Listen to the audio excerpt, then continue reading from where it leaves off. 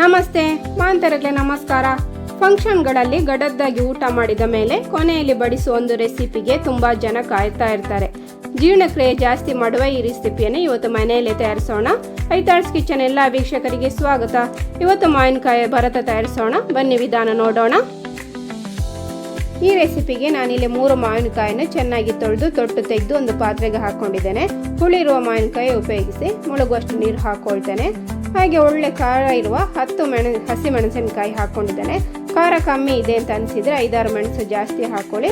ಇದನ್ನು ಮೀಡಿಯಂ ಫ್ಲೇಮಲ್ಲಿ ಬೇಯಿಸಿಕೊಳ್ಬೇಕು. 5-6 ನಿಮಿಷ ನಂತರ ಉಪ್ಪು ಹಾಕಿ ಇದನ್ನು ಮುಚ್ಚಿಟ್ಟು ಬೇಯಿಸಿಕೊಳ್ಳಿ. ನಾನಿಲ್ಲಿ ಉಪ್ಪು ಹಾಕುವ ವಿಡಿಯೋ ಸ್ಕಿಪ್ ಆಗಿದೆ. 7-8 ನಿಮಿಷ ನಂತರ ಒಮ್ಮೆ ಚೆಕ್ ಮಾಡುವಾಗ ಬೇಯಲಿಲ್ಲ ಅಂತ ಅನಿಸಿತು. ಅದಕ್ಕೆ ಮಗುಚಿ ಹಾಕಿ ಪುನಃ 5-6 ನಿಮಿಷ ಬೇಯಿಸಿಕೊಳ್ತಾನೆ. ಮಾವಿನಕಾಯಿ ಮೆದುವಾಗೋ ತನಕ ಬೇಯಿಸಿಕೊಳ್ಬೇಕು. ಮಿನಿಮಮ್ 15 ನಿಮಿಷ ತಗೊಳ್ತದೆ. ಈಗ ಚೆನ್ನಾಗಿ ಬೆಂದಿದೆ. ಇದನ್ನು ಗ್ಯಾಸಿಂದ ಇಳಿಸಿ ಆರಲಿಕ್ಕೆ ಬಿಡಬೇಕು. ಮಾವಿನಕಾಯಿ ಸಂಪೂರ್ಣ ಆರಿದ ಮೇಲೆ ಒಂದೊಂದೇ ಮಾವಿನಕಾಯಿ ತೆಕ್ಕೊಂಡು ಒಂದು ಸ್ಟ್ರೈನರಲ್ಲಿ ನಾನು ವಿಡಿಯೋದಲ್ಲಿ ತೋರಿಸಿದ ರೀತಿಯಲ್ಲಿ ಪ್ರೊಸೀಜರನ್ನು ಫಾಲೋ ಮಾಡಿ. ನಮಗೆ ಸ್ಮೂತ್ ಆದ ಪೇಸ್ಟ್ ಮಾತ್ರ ಬೇಕು. ಹಸಿಮೆಣಸು ಮತ್ತು ಮಾವಿನಕಾಯಿ ಎರಡನ್ನೂ ಇದೇ ರೀತಿಯಾಗಿ ಮಾಡಬೇಕು.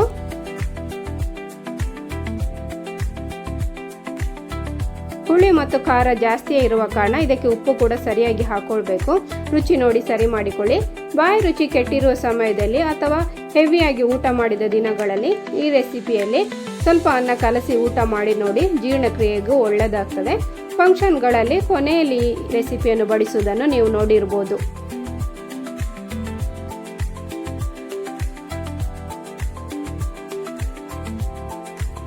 ಕೊನೆಯಲ್ಲಿ ಉಳಿದ ಸ್ಮೂತ್ ಆದ ಪೇಸ್ಟಿಗೆ ಮಾವಿನಕಾಯಿನ ಕುದಿಸಿದ ನೀರನ್ನು ಹಾಕೊಳ್ಳಿ. ಇಲ್ಲದಿದ್ದರೆ ಕುದಿಸಿ ಆರಿಸಿದ ನೀರನ್ನು ಅರ್ಧ ಗ್ಲಾಸ್ನಷ್ಟು ಹಾಕೊಳ್ಳಿ. ಈ ಹದದಲ್ಲಿ ಇರಲಿ.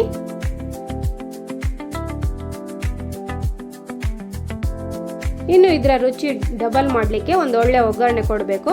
ತೆಂಗಿನೆಣ್ಣೆ, ಸಾಸಿವೆ, ಕರಿಬೇವು, ಕೆಂಪು ಮೆಣಸು ಮತ್ತು ಹೇರಳವಾಗಿ ಇಂಗು ಹಾಕೊಳ್ಳಿ. ಈ ರೆಸಿಪಿಯಲ್ಲಿ ಇಂಗಿನ ಸ್ಮೆಲ್ಲು ಸ್ವಲ್ಪ ಜಾಸ್ತಿಯೇ ಇರಬೇಕು. ಗರಂ ಆದ ಒಗ್ಗರಣೆಯನ್ನು ಮೊದಲೇ ರೆಡಿ ಮಾಡಿ ಇಟ್ಟಿದ್ದ ಮಿಶ್ರಣಕ್ಕೆ ಹಾಕಿ ಚೆನ್ನಾಗಿ ಮಿಕ್ಸ್ ಮಾಡಿಕೊಳ್ಳಿ.